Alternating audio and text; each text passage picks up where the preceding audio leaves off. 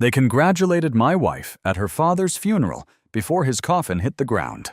5 days later, she fired me in front of the board she thought she controlled.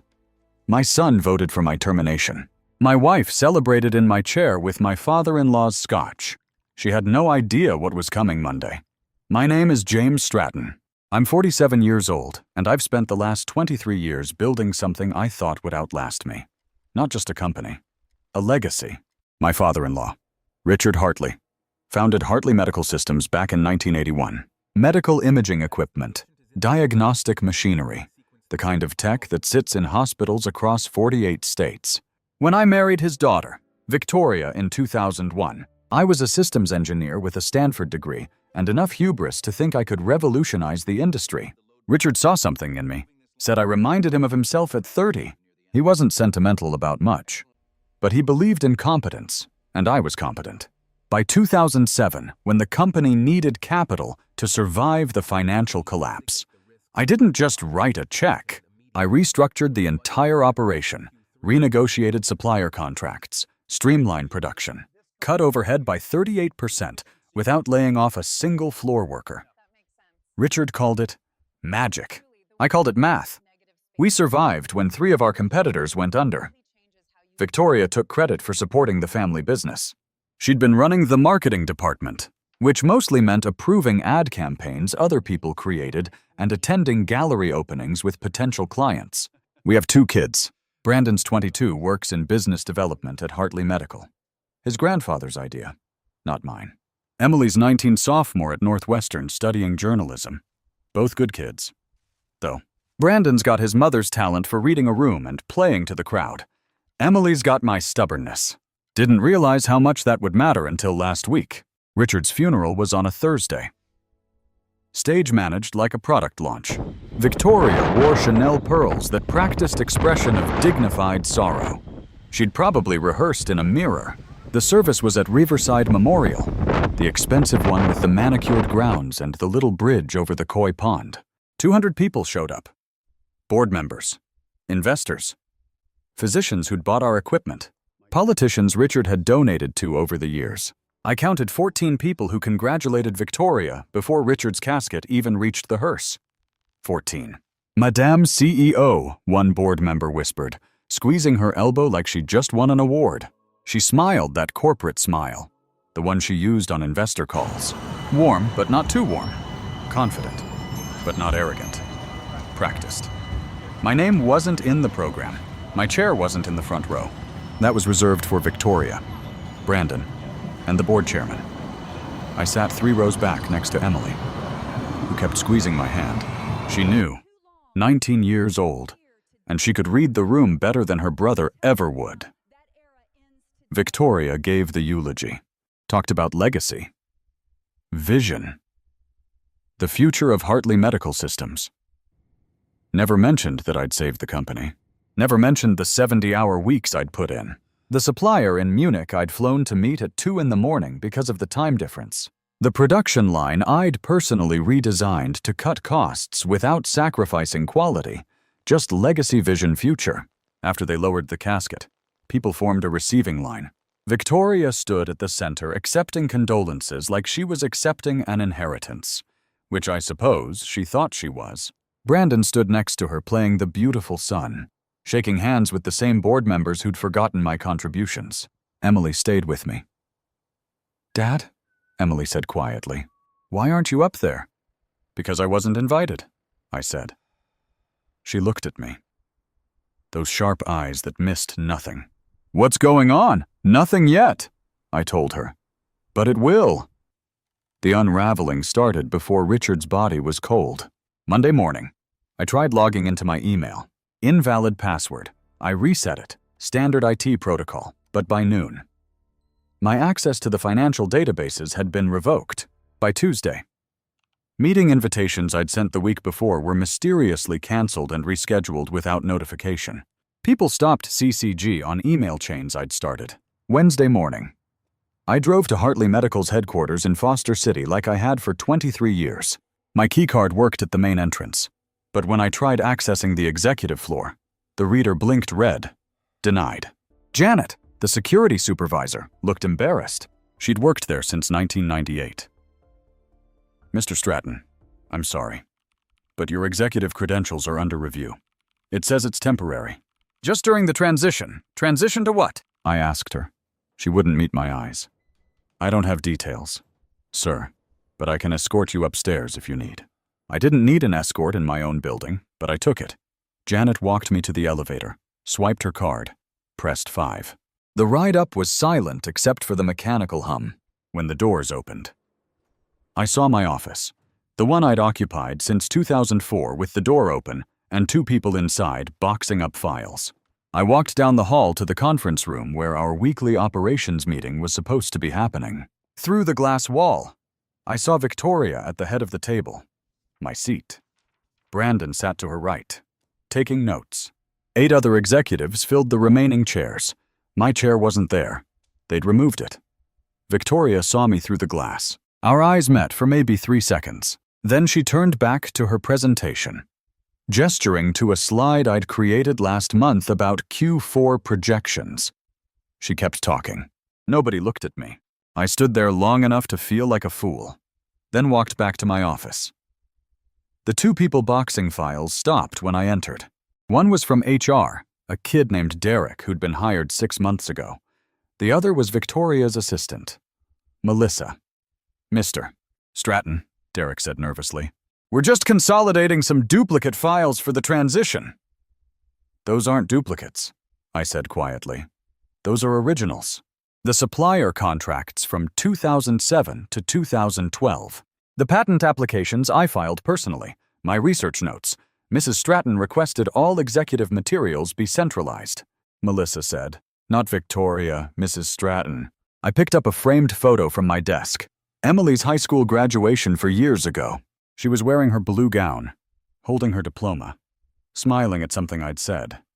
I put in my briefcase. You can have the rest, I told them. Thursday. They moved my parking spot. I'd had the same space for 15 years. 3rd row, spot 47 right near the south entrance. When I pulled in that morning, there was a Honda Civic in my spot and a new sign, Reserve Vstraten. My new spot was on the 5th level of the garage, the one with a fluorescent lights flicker and the elevators always broken. I didn't complain. I just parked and walked down 5 flights of stairs. Friday morning. Security couldn't find my badge credentials in the system. I'm sorry, Mr. Stratton, the guard said. Different guy, younger. Didn't know me. You'll need to sign in as a visitor. I signed a clipboard. Visitor in the company I'd saved. Monday morning came with a kind of silence that precedes storms. I wore a suit. The charcoal Tom for Victoria had bought me for our 20th anniversary, back when she still pretended we were partners. I arrived at Hartley Medical at 8:45 a.m., signed in as a visitor for the 5th consecutive day, and took the elevator to the executive floor. The conference room was already occupied. Through the glass walls, I could see the entire board of directors seated around the table. 9 people. Victoria sat at the head. Brandon her right. The chair opposite her. My old position during board meetings was conspicuously empty. At 9:03 a.m., Victoria's assistant opened the door. Mr. Stratton, they're ready for you. I walked in. Nobody stood. Nobody shook my hand. The board chairman, Thomas Reeves, a man I play golf with for 15 years, gestured to the empty chair. James, please sit, Thomas said. His voice had that practiced gentleness people use before delivering bad news. I sat, looked around the table. Half these people owed their positions to recommendations I'd made. The CFO, Patricia Vaughn, wouldn't meet my eyes. The head of R&D, someone I'd personally mentored, studied his tablet like it contained the secrets of the universe. James Thomas began. We appreciate everything you've contributed to Hartley Medical over the years. Your technical expertise has been invaluable. Past tense. Always a tell. However, he continued, given the recent organizational restructuring and strategic realignment under Victoria's leadership, the board has made the difficult decision to terminate your position effective immediately. The room went silent. I counted a 5 in my head. Let the moment breathe. Then I smiled. Not a big smile. Just enough to make Thomas's left eye twitch. Of course, I said. I understand completely. Victoria's expression flickered. She'd been expecting something else. Anger, maybe pleading. Definitely not agreement. Your severance package is quite generous, Patricia said quickly, sliding a folder across the table. 6-month salary, continued health benefits for a year, and full vesting of your retirement account. I didn't touch the folder. That's very thoughtful. We'll need your building access credentials and any company property returned by end of business today, Thomas added. Absolutely, I said. I'll have everything to security by noon. Brandon shifted in his seat. He looked uncomfortable, like he was watching something he didn't fully understand. Good. He should be uncomfortable. Is there anything you'd like to say? Victoria asked. Her voice was cool. Controlled CEO voice. I stood slowly, buttoned my suit jacket. Just one thing. Everyone leaned forward slightly, waiting. Thank you for the opportunity, I said. It's been educational. I walked out before anyone could respond. Didn't slam the door, didn't look back. Just walked to the elevator, pressed the button, and descended in my car. My phone buzzed. Text from Emily. Dad, Brandon just texted me, said they fired you. Are you okay? I typed back. Fine. Monday will be interesting. She responded immediately. What happens Monday? Justice, I wrote. But first, I need to pack my office. I went back inside, collected my personal items methodically. The photo of Emily. A paperweight Douglas had given me. A polished piece of titanium from our first successful prototype. My MIT diploma. Nothing else belonged to me. Anyway, the office felt small or empty. Or maybe I just outgrown it. By 11:47 a.m., I was done. Left my access badge on the desk, my company laptop, my parking pass. Walked out carrying a single cardboard box. The receptionist, Martha, had tears in her eyes. Mr. Stratton, this isn't right. It's exactly right, I told her. Trust me. The house was too quiet when I got home. Victoria's Mercedes wasn't in the driveway. She was still at the office, probably celebrating. But her presence lingered. Fresh flowers in the foyer, the kind she only bought for special occasions. A bottle of Macallan 25 on the bar cart, half empty. Richard's favorite scotch. She'd been toasting her victory. I walked through the house we bought together in 2005 for 1,000 square feet in a Tetherton, backing up to the nature preserve. We had hosted dozens of company dinners here. Richard had sat in the den every Thanksgiving drinking bourbon and telling stories about the early days of Hartley Medical. That den was where I found her. Victoria sat in my leather armchair.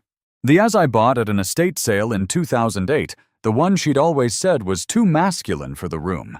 She'd never sat in it before, not once in 17 years. She had a crystal tumbler in her hand, 2 fingers of that Macallan. Her shoes were off, her stocking feet tucked beneath her. She looked comfortable. Entitled. This is better for both of us, Victoria said without looking up.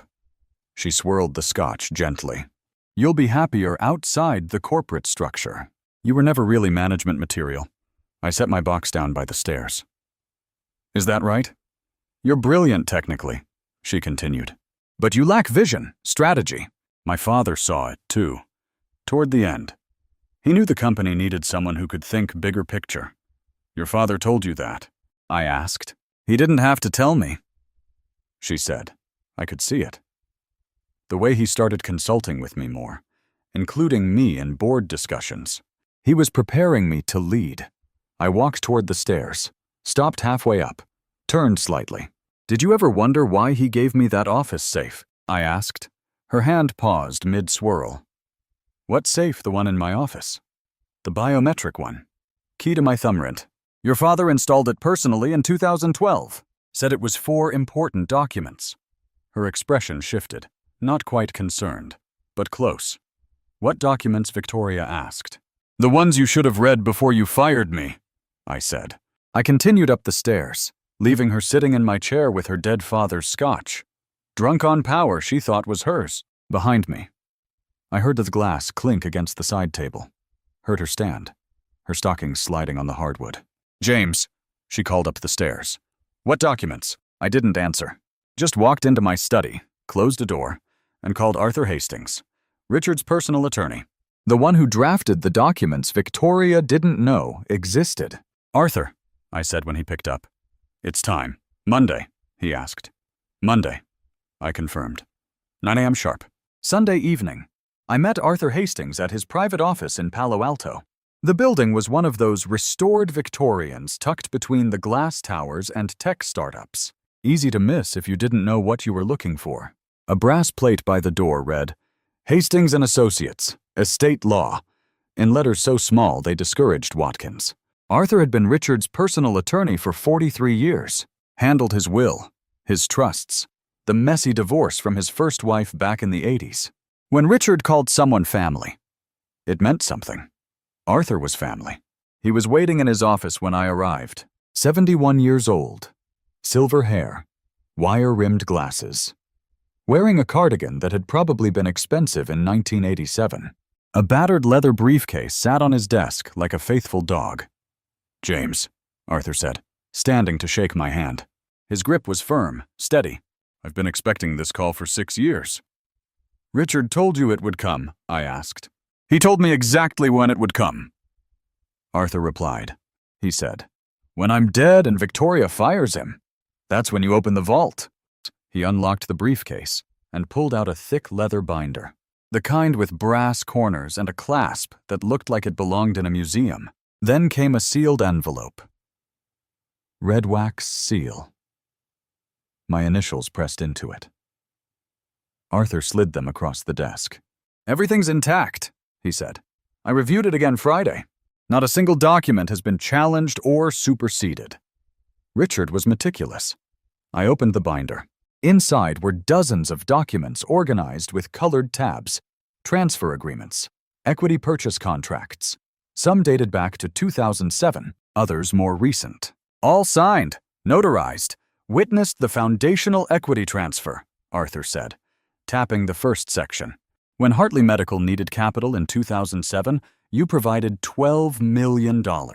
Richard structured it as a stock purchase, not a loan. 29% equity, voting rights included. I remembered that Victoria had been pregnant with Emily. We'd used my signing bonus from a patent sale. Money I've been saving for a house. Richard had looked me in the eye and said, This makes you family in the only way that matters over the next 16 years. Arthur continued. You acquired additional shares through various vehicles, silent partnerships, custodial accounts, trust structures, all authorized by Richard, all documented. He flipped to another tab, the marital equity clause. When you married Victoria in 2001, Richard established a spousal protection trust. If the marriage ended, or if there was proven corporate malfeasance affecting family interests, certain shares automatically transferred to the wrong party. How many shares total, I asked. Arthur pulled out a spreadsheet, slid it across, numbers in neat columns, percentages, dates, signatures. 62%, he said. You control 62% of Hartley Medical Systems voting shares. The room went quiet except for the antique clock on his shelf, ticking like a heartbeat. She doesn't know, I said. Nobody knows except you, me, and the trustee at Wells Fargo who manages the holding accounts. Arthur confirmed. Richard wanted it that way. He called it his insurance policy. Against what? Against his daughter becoming someone he didn't recognize. Arthur said quietly. He loved Victoria, but he saw what she was becoming. Ambitious without substance. Entitled without effort. He told me once if she tries to erase James, she's erasing the wrong man. I picked up the sealed envelope, broke the wax. Inside was a single sheet of Richard's personal stationery, his handwriting in blue ink. James, if you're reading this, I'm gone and my daughter has made a terrible mistake. I'm sorry I couldn't fix her. I tried. What I could fix was a company. It's yours now. Don't let her destroy what we built. Richard. I folded this letter carefully, put it back in the envelope. What's the plan? Arthur asked. Tomorrow morning, we file a notice of extraordinary shareholder meeting, I said. Clause 12C of the corporate bylaws requires immediate board assembly when majority shareholder demands restructuring review. They'll fight it, Arthur warned. Let them, I said. The documents are airtight. You made sure of that. Arthur smiled, the first genuine expression I'd seen from him. Your father-in-law didn't hire me for my personality. He hired me because I don't lose. We spent the next 2 hours reviewing every document, every signature, every contingency. By the time I left, it was past midnight. The city lights blinked below like a circuit board powering up for battle. I texted Emily. "Tomorrow changes everything." She replied instantly. "Good. Mom's been impossible since the funeral." "She's about to get worse," I typed. "Then she's about to get quiet." At exactly 9:01 a.m. Monday morning, the email landed in every board member's inbox simultaneously. Subject line notice of extraordinary shareholder meeting. Clause 12C. I wasn't there to see their faces, but Arthur had described what would happen. The initial confusion. The second read, slower this time. The realization the email was surgical to the board of directors of Hartley Medical Systems. Per Clause 12C of the Corporate Bylaws as amended 2012, the undersigned majority shareholder hereby demands an extraordinary meeting to address the following. 1. Immediate dissolution of current executive appointments. 2. Review of all equity distributions and voting rights. 3. Restructuring of board composition and leadership meeting convened today. Monday, December 9th, 12 p.m. Executive boardroom attendance is mandatory per shareholder rights regards. James Stratton, majority shareholder, Hartley Medical Systems. The attachments were worse. 12 PDF files, each one illegal, and mine stock transfer agreements, equity purchase contracts. The trust documentation showing my 62% controlling stake notarized, witnessed, dated, unimpeachable. At 9:07, my phone started ringing. Victoria. I didn't answer. At 9:12, Thomas Reeves called. I'll let go to voicemail. At 9:18, Patricia Vaughn texted. "James, we need to talk. This can't be legitimate." I texted back. "See you at noon." Arthur called at 9:23. The CFO just contacted me demanding verification. I sent her the Wells Fargo trust statements and the original transfer agreements from 2007. She hung up without saying goodbye. "How long until Victoria calls you?" I asked. She already did 3 times. I didn't answer. At 9:31, Emily called. "Dad, Brandon just showed up at my apartment. He's freaking out. Says you're trying to steal the company." "I'm not stealing anything," I said. "I'm taking back what's mine." He says, "Mom's having a breakdown," throwing things in her office. "Emily, I need you to trust me. Can you do that?" Silence for a moment. Then, "I've always trusted you. Dad, you're the only one who's never lied to me." At 10:15, bonded couriers arrived at Hartley Medical Headquarters with physical copies of the notification. Black folders, premium paper, the kind that says, "This is not negotiable. One for each board member. Hand delivered. Signed receipts required." The receptionist Martha told me later that Victoria intercepted hers in the lobby. "Open it right there. Standing by the artificial ficus tree. Read the first page, then the second." Her face went from confusion to pale recognition. "Is this legal?" Victoria had asked Martha, as if the receptionist would know. Martha had shrugged. "Ma'am, I just answer phones." At 11:03, Victoria's attorney called Arthur, demanded to know where the shares came from, who authorized the transfers, whether there were any procedural violations. Arthur's response was a masterpiece of legal brevity. Every document was executed by Richard Hartley personally, filed with appropriate regulatory bodies, and held in trust per California corporate law. If you'd like to challenge their validity, I'll see you in court. Otherwise, see you at noon. At 11:47, I arrived at Hartley Medical. Walked through the front entrance. Martha's eyes went wide. "Mr. Stratton," she said softly. "Should I know visitor badge today?" "Martha," I said. "Not anymore." I took the elevator to the 5th floor. The executive boardroom doors were closed, but I could see shapes moving inside through the frosted glass. All of them. Every board member. Victoria at the head of the table, phone pressed to her ear, gesturing frantically. I checked my watch. 11:53. At exactly noon, I opened the doors and walked in. The boardroom went silent. 12 people. One empty chair at the head of the table where Victoria stood, and me in the doorway. I didn't raise my voice. Didn't need to. "This meeting violates every corporate governance protocol," Victoria said, her voice sharp but controlled. "I'm still the acting CEO. No vote can proceed without proper notice and board approval. Margaret Vickers, the trust administrator Richard had hired in 2010, sat at the far end of the table. She was 67, silver hair, pulled back tight, reading glasses on a chain. She'd administered the Hartley Family Trust for 14 years and had exactly zero tolerance for nonsense. "He holds controlling interest," Margaret said without looking up from the documents in front of her. Her Clause 12C. "This meeting is valid." Victoria's hands gripped the back of the chair. "That's impossible. The ownership structure is a matter of public record with the SEC." Margaret interrupted. "James Stratton owns 62% of voting shares. Has since 2019 when the final trust transfer executed. You own 18% through inheritance. Your son Brandon owns 6% gifted by his grandfather. Emily owns 7%. The remaining 7% is distributed among non-voting preferred shareholders." Brandon went pale. He'd been scribbling notes on his tablet. But his hand had frozen midward. Thomas Rhee cleared his throat. "James, surely we can discuss this privately. Come to some kind of arrangement.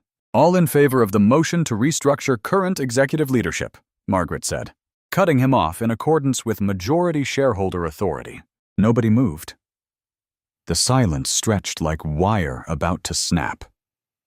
"This is a vote," Margaret continued.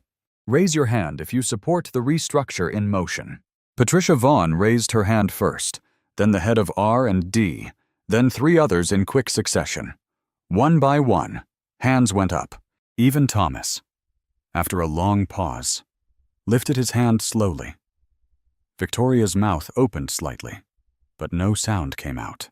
She looked around the table at people who toasted her appointment 6 days ago. Every single one had their hand raised. "Unanimous," Margaret said, making a note. "The motion carries. Victoria Stratton is removed from the position of CEO, effective immediately. All interim executive appointments are revoked pending review." "This is insane." Victoria finally found her voice. "You can't just—" "I can," I said quietly. And I did. Brandon stood up abruptly, his chair scraping against the floor. "Dad, what are you doing?" "What your grandfather wanted me to do," I said. "What I should have done years ago." "You don't even work here anymore," Victoria said. And I could hear the desperation creeping into her tone. "I never stopped working here," I corrected. "I just stopped pretending you were in charge." Margaret slid a folder across the table toward me. "Sign here, Mr. Stratton. These documents formalize your position as chairman and CEO." I walked to the table, took the pen she offered. "Sign my name on 3 separate pages." The pen made the only sound in the room, scratching across premium paper like a judge's gavel. When I looked up, Victoria was staring at me with an expression I'd never seen before. Not anger exactly, something closer to disbelief, like she just discovered gravity worked differently than she thought. "The board will reconvene Wednesday at 9 a.m., I said. "Patricia, I'll need a full financial review by tomorrow. Thomas, audit the last 6 months of executive decisions. Everyone else, your positions are secure. Pending performance review." I looked at Victoria. "You're welcome to attend Wednesday's meeting as a minority shareholder, but you'll need to sit in the gallery, not at the table." Brandon grabbed his mother's arm. "Mom, let's go, please," for a moment. I thought she might argue, might make a scene. Instead, she picked up her phone and her portfolio, straightened her jacket, and walked toward the door.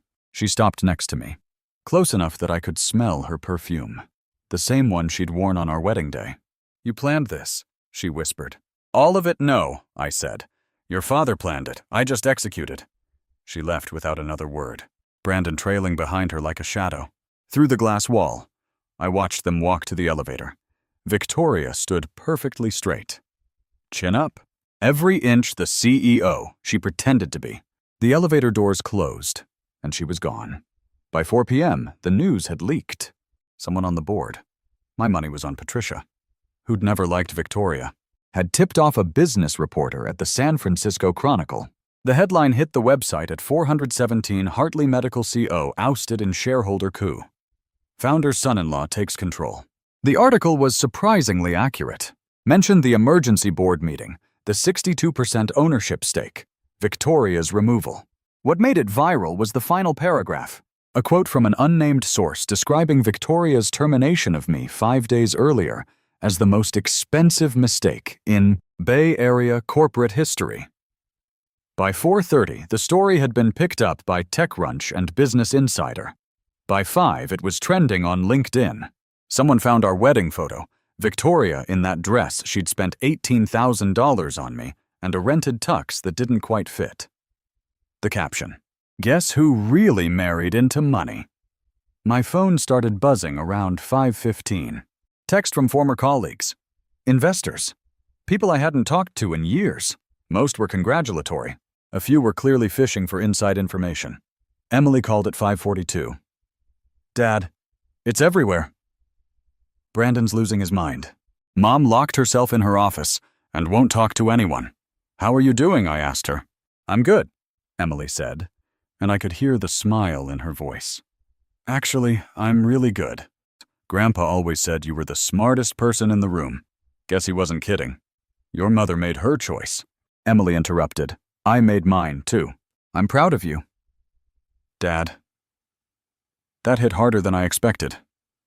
"Thank you, sweetheart. There's something you should know," Emily said. "Brandon, show me a memo Mom wrote 6 months ago. She was planning to force you out even before Grandpa died. Had the whole strategy mapped out. 6 months while Richard was still alive fighting cancer, Victoria had been planning my removal." "Where did Brandon get the memo?" I asked. "He found it in Mom's office after the board meeting. He's really shaken up." "Dad, I think he's starting to realize what she is." At 6:03, Victoria's attorney, a sharp-dressed shark named Preston Hale, sent Arthur a cease and desist letter demanding we retract all slanderous claims and restore Victoria to her position. Arthur responded with a single-sentence email. "See you in court. Counselor. Bring documentation." The real damage started showing up around 7 p.m. A tech blogger who specializes in corporate drama had somehow obtained an internal email Victoria sent 3 months ago. Subject line Operational Efficiency Review. In it, she described me as legacy overhead and suggested my technical contributions, while historically significant, no longer align with our strategic vision. Legacy overhead. The man who'd saved the company was overhead. The blogger ran it with the headline, "How to Insult Your Majority Shareholder. A Case Study in Corporate Stupidity." It got worse. At 7:34, someone leaked a recording from the board meeting where Victoria had fired me. I don't know who recorded it. Probably someone's phone under the table. But the audio quality was clear enough. Victoria's voice cold and corporate. "We're terminating your position effective immediately." Then my response. Calm. Measured. Almost amused. "Of course. I understand completely. Monday will be interesting." That clip went viral. By 8 p.m., it had 500,000 views on Twitter. People were making memes. "Monday will be interesting" became an instant catchphrase for unexpected revenge. At 8:47, my phone rang. Unknown number. I almost didn't answer, but something made me pick up. "Mr. Stratton." A woman's voice. Professional but warm. "This is Jennifer Cole from 60 Minutes. We'd love to talk to you about doing a segment on corporate governance and family businesses. Would you be interested?" "Not at this time," I said, "but thank you if you change your mind." "I won't," I said, and hung up. The house was quiet when I got home at 9:30. Victoria's car was gone. Her closet was half empty. She'd taken clothes, toiletries, her jewelry box, left everything else. There was a note on the kitchen counter, her handwriting sharp and angry. "This isn't over." I crumpled it up. Threw in the trash. My phone buzzed. Text from Emily. "Mom's at the Four Seasons. Brandon's with her. I'm staying at Sarah's place tonight." "Are you okay?" I texted back. "I'm fine. Get some rest. Tomorrow's going to be busy." I poured myself 2 fingers of the Macallan, the bottle Victoria had been drinking from, and sat in my chair in my house, in my company. The silence felt like victory. Wednesday's board meeting started at 9 a.m. sharp. I arrived 15 minutes early, carrying Richard's old leather portfolio, the one he'd used for 40 years, worn smooth at the corners. Initials embossed in gold that had faded to bronze. The boardroom felt different now. My name was on the door placard. Chairman and CEO. The chair at the head of the table was mine, not by theft, but by documentation older than Victoria's ambitions. Patricia had the financial review ready. She slid across the table as board members filed in. 9 people. Same faces as Monday. Different energy. They knew who was in charge now. Before we begin, I said, I want to address the pension fund. The room went still. Patricia's jaw tightened. Over the past 8 months, I continued, $4. $2 million was transferred from the Employee Retirement Fund to a discretionary account labeled Executive Operational Flexibility. Can you explain that, Patricia? She cleared her throat. Those transfers were authorized by the acting CEO as short-term loans to cover cash flow gaps during the transition period. Victoria authorized raiding the pension fund, I asked. She said it was temporary, that the money would be replaced within 60 days. It's been 8 months, I said. Where's the money? Patricia pulled out another folder, slid it to me. Bank statements, wire transfers, a paper trail that led exactly where I thought it would. Victoria had used the pension money to fund consulting contracts with firms that didn't exist. Shell companies, her personal slush fund. This is embezzlement, Thomas Reeves said quietly. This is federal fraud, I corrected. And every person in this room who knew about it shares liability. I didn't know, Patricia said quickly. I found out Monday when I started the audit. I was going to report it. Were you, I asked. Are we going to bury it like you bury the other irregularities? Her face went pale. I'm not. You're suspended, I said. Effective now, pinning a full investigation. If you cooperated with Victoria's fraud, even passively, you're done. I looked around the table. Anyone else want to confess before the SEC gets here? Silence. Good. Here's what happens next. Every dollar taken from that pension fund gets restored by end of week. I'll cover it personally if I have to. But those 300 employees get their retirement back. Second, we're implementing new financial controls. Every transfer over $50,000 requires dual authorization. Third, Arthur Hastings is conducting a full forensic audit going back 2 years. If he finds more dirt, heads will roll. The meeting continued for 90 minutes. We restructured executive compensation, froze all consulting contracts pending review, and established oversight protocols that should have existed years ago. By the time we finished, the board looked exhausted. One more thing, I said as people gather their things. Brandon Stratton is terminated from his position in business development. He voted to fire me knowing I was majority shareholder. That's either incompetence or complicity. Either way, he's out. Nobody argued. At 11:30, my phone buzzed. Text from Emily. Dad. Brandon just showed up at my apartment. He's a mess, crying saying he didn't know that Mom told him you were just an employee. What should I do? I typed back. He's your brother. Help him if you want. But he made his choice. He'll have to live with it. 3 dots appeared, then disappeared. Finally, he said he wants to apologize to you. Tell him I'm at the office. I wrote, if he wants to talk. He knows where to find me. Brandon showed up at 2:15. Martha called from reception. Mr. Stratton, your son is here. Should I send him up? Give me 5 minutes, I said. Then yes. I sat behind Richard's old desk, my desk now, and waited. When Brandon walked in, he looked like he hadn't slept. Red eyes, rumpled shirt, the kind of beaten-down posture that comes from realizing you backed the wrong horse. Dad, he said, standing in the doorway like he wasn't sure he was allowed in. Sit, I said, not unkindly. He sat, hands clasped between his knees, staring at the floor. I didn't know, Brandon said quietly. About the shares, about Grandpa's plan, about any of it. Mom said you're just technical staff, that Grandpa was grooming me to take over eventually. She said firing you is necessary for the company's future. And you believed her. I said she's my mother, he said, looking up. Why wouldn't I believe her? Because you're 22 years old. Not 12, I said. Because you've worked here for 3 years and you've seen how this company operates. Because you were in those meetings when I presented the R&D strategy. When I negotiated with suppliers. When I saved contracts your mother was about to lose. You saw all of it. Brandon, you just chose not to see. He wiped his eyes with the back of his hand. I'm sorry. Sorry doesn't restore the pension fund. I said sorry doesn't undo voting to fire your own father. Sorry is just a word people use when the consequences show up. I know, he whispered. I leaned back in my chair, studied my son. He looked so much like Victoria. Same bone structure, same way of carrying himself. But there was something of richer in there. Too. Maybe something worth salvaging. Here's what's going to happen, I said. You're fired from Hartley Medical. That's not negotiable. What you do next is up to you. You can run back to your mother.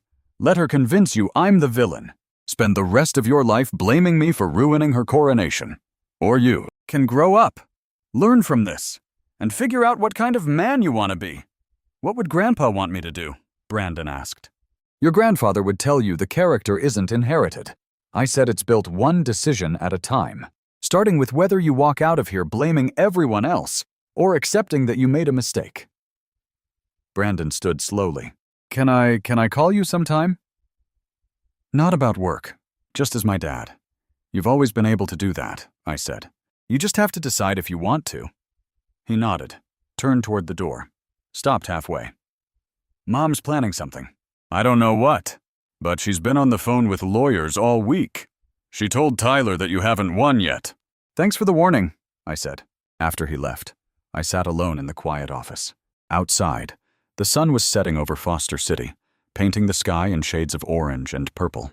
Richard used to say that sunset was the best time to make decisions, when the day's noise had faded and you could think clearly. My phone buzzed. Text from Arthur. Victoria's attorney filed an injunction trying to freeze all corporate decisions pending ownership dispute. Judge threw it out. Said the documentation is too solid to challenge. She's got nothing left. I didn't respond. Just watched the sun slip below the horizon and felt something I hadn't felt in months. Peace. The legacy dinner was my idea. Not a celebration. Richard would have hated that. Just a quiet gathering of the people who built Hartley Medical before became a brand. Back when it was just an idea in a workshop in Sonteo. We held it at the Rosewood Hotel in Menlo Park. Private dining room, 60 people. Engineers who worked the first production line. The sales rep who'd landed our first hospital contract in 1984. The regulatory specialist who'd gotten our imaging system FDA approved when everyone said it was impossible. Richard's original investors, the ones who believed in him when medical equipment meant bedpans and thermometers, not diagnostic machinery that saved lives. I didn't invite Victoria. She wasn't on the guest list because she'd never been part of the building. Only the taking. The room was warm, understated. String quartet playing something classical, but not stuffy. Linen tablecloths, simple flower arrangements. The kind of evening Richard would have approved of. No press, no photographers, no performance, just the right people saying the right things. I stood to speak around 8:30 after dinner, but before dessert, the room quieted. Richard Hartley built something that mattered, I said. Not because it made money, though it did, but because it solved problems. When a hospital in Demo needed imaging equipment they could afford, Richard made it affordable. When a clinic in rural Montana needed parts, Richard made sure they got them. He didn't build this company for legacy. He built it because people needed what we made. I looked around the room. Gray hair, line faces, people who remembered when success meant shipping 5 units in a month instead of 500. Some people inherit titles, I continued. Others inherit responsibility. Richard knew the difference. That's why he trusted the company to people who understood what building actually means. Not the marketing, not the brand positioning, not the quarterly earnings calls. The work, the actual work. Quiet applause, genuine and warm. These weren't people who clapped for performance. They clapped for truth. After the speech, I worked the room, shook hands, heard stories about Richard I'd never heard. The engineer who remembered Richard personally rewiring a prototype at 2 a.m. because the contractor had done it wrong. The accountant who recalled Richard taking a pay cut during the recession so they wouldn't have to lay off assembly workers. Your father-in-law was the real deal. One of the original investors told me Rare Breed cared more about the work than the credit. I'm glad he trusted you with this. So am I said. At 9:40, I stepped outside for air. The hotel's garden was quiet. Just the sound of water from a fountain and the distant hum of traffic on 101. I loosened my tie, breathed in the cool November air. Dad, I turned. Emily stood in the doorway, backlit by the warm glow from inside. I thought you were at school, I said. I drove down, she said, walking over. Couldn't miss this. Grandpa would have wanted me here. We stood together in the garden, father and daughter, watching the fountain recycle the same water in endless loops. Mom called me today, Emily said.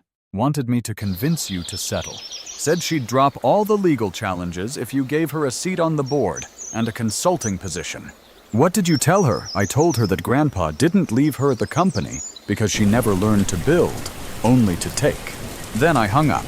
I put my arm around her shoulders. That was harsh. That was honest, Emily corrected. There's a difference. Inside, the quartet started playing again. Someone laughed, the sound carrying through the open door. What happens now? Emily asked.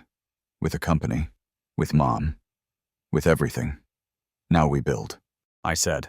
Same thing we've always done. We make equipment that works. We pay our people fairly. We honor the pension fund. And we remember why Richard started this in the first place. And Mom, your mother has 18% of a company she tried to steal. I said she'll get dividends, attend shareholder meetings, and live comfortably. But she'll never run Hartley Medical. That ship sailed the day she fired me. Good, Emily said quietly. We walked back inside together. The party continued until just past 11. People drifting out in pairs and small groups, promising to stay in touch, to remember the old days, to honor what Richard had built. By 11:30, it was just me and Arthur Hastings sitting in the empty dining room with cold coffee and the satisfaction of a job well done. Richard would be proud, Arthur said. Richard made this possible, I said.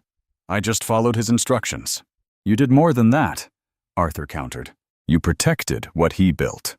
That's worth something.